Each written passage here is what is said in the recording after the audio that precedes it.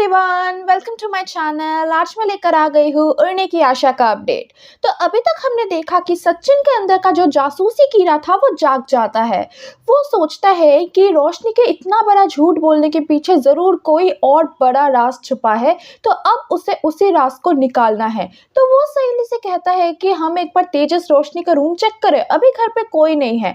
पर सहेली इस बात से नहीं राजी होती है और वो कहती है कि बिना परमिशन के हम उनके रूम में नहीं घुस सकते हैं। तो वो प्लान उधर ही कैंसिल हो जाता है। और फिर हम देखते हैं कि परेश आ जाते हैं सावित्री को लेके, और सावित्री आते ही तेजस का 12 बजा देता है। मतलब तेजस को डांटता है और उसे समझाने की कोशिश करता है कि आज तू जो कुछ भी कर रहा है उससे सबसे ज़्यादा दुख पता है किसको हो रहा है? परेश को। उसने कभी सोचा भी नहीं था कि तू ऐसा करेगा। तो वो थोड़ी समझाती है तेजस को कि ऐसा ना करे, और तेजस को वो सीधे सीधे कह देती है कि जल्दी से वो रोशनी का फ़ोन लगाए और घर बुलाए, और फिर हम सोचेंगे कि हमें आगे क्या करना है। तो तेजस तो मानना नहीं चाहता था, लेकिन अब वो आजी का बात भी नहीं टाल सकता था। तो वो क्या करता, वो रोशनी को कॉल लगाती है, पर पहला कॉल वो नहीं उठाती है। फिर दूसरी बार जब कॉल करता है अगेन तो रोशनी उठा लेती है, और तेजस कहता है कि आजी आई है और उन्होंने कहा है तुम्हें बुलाने के लिए, तो तुम घर आ जाओ। तो रोशनी तो पहले मना कर देती है और कहती है कि मैं आऊँगी, लेकिन मेरी एक शर्त है। तो वो अपनी शर्त को रखती है और कहती है कि मैं आऊँगी उस घर में, पर मुझे पहले आश्वासन देना पड़ेगा कि रेणुका मेरे साथ बुरा बर्ताव नहीं करेगी, ना ही उसको मारेगी, ना ही उसको डांटेगी।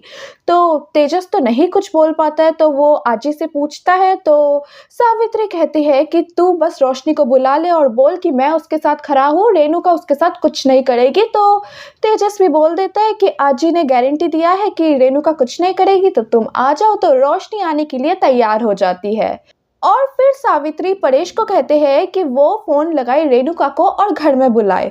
तो परेश ऐसा ही करता है। परेश फ़ोन लगाता है रेणुका को और कहता है कि आजी आई हुई है और उन्होंने कहा है तुम्हें आने के लिए। तो रेणुका तो पहले कहती है वो अभी क्यों आई है, किसने बुलाया है उसको। तो परेश ने कहा है कि उनको तो आना ही था, हमारे घर में इतनी बड़ी संकट आ गई है तो वही सल्यूशन देने के लिए वो आई है। तो रेणुका कहती है मैं आऊँगी, लेकिन रोशनी आसपास तो नहीं है। तो परेश कहता है कि नहीं अभी तो नहीं है, लेकिन तेजस ने फ़ोन किया है, रोशनी अभी आने वाली है, तो तुम भी आ जाओ।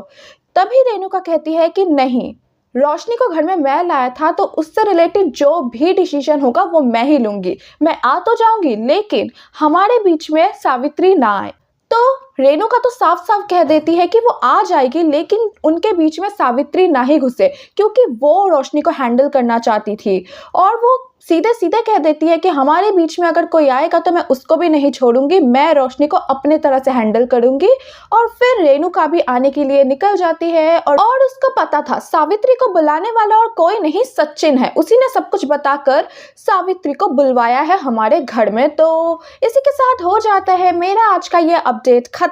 तो क्या लगता है आपको, क्या रेणुका रोशनी से बात करेगी? क्या सावित्री कोई हल निकाल पाएगी? और रेणुका क्या फिर से माफ कर देगी रोशनी को, और रोशनी पूरा सच बता देगी देशमुख परिवार को?